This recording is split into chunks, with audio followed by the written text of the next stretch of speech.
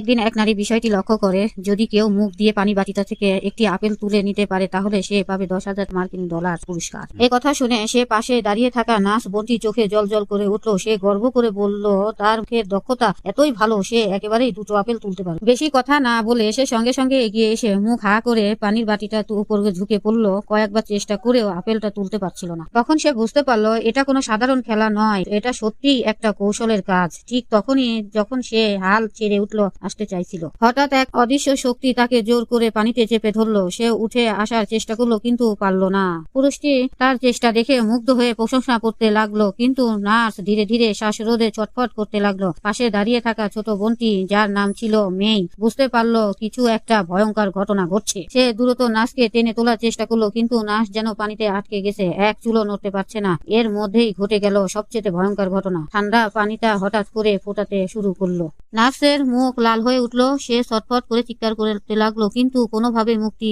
হতে পারলো না। একটু পরেই সে নিস্তেজ হয়ে পড়লো, মারা গেল। তার দেহ টেনে তুলতেই দেখা গেল যেন সেদ্ধ হয়ে গেছে। এমন অদ্ভুত ভয়ঙ্কর মৃত্যু রহস্য জানতে হান্ডার ভাই, ডিন ও স্যাম ঘটনার স্থলে হাজির হলো। তারা জানতে পারলো মেয়ে আগের পানির তাপমাত্রা পরীক্ষা করছিল, তাই এই হঠাৎ ফোটানো পানি কোনো প্রাকৃতিক ঘটনা নয়, এটা অবশ্যই কোনো অশরীর কাজ। স্যাম এরপর ঘরের সোফার নিচে খুঁজে পেল এক পুরনো বাক্স। বাক্সের ভেতরে ছিল কিছু অদ্ভুত ধারালো অস্ত্র আর একটি বিরল, তারপরে 500 বছরের আগে বিপুল হওয়ার হলুদ শাপলা ফুল। সব দেখে তারা নিশ্চিত হলো এটা এক ডাইনির তন্ত্রমন্ত্রের ফল। ঠিক এই সময় আরেকটি রহস্যময় ঘটলো। একজন পুরুষ হলউইনের একটি ক্যান্ডি খেতে গিয়ে মুখে অস্তিত্ব বোধ করলো। মুখের ভেতরে রক্ত বের হতেই লাগলো। সে দ্রুত কিছু বের করার চেষ্টা করলো, আর তখনই তার মুখ থেকে বেরিয়ে এলো একটা ব্লেড। কাশি দিতে গিয়ে দেখতে সে রক্ত ভেসে গেল, আর সবাই বুঝে গেল এই জায়গায় সত্যি এক অশুভ শক্তির কাজ করছে। Comment for part 2।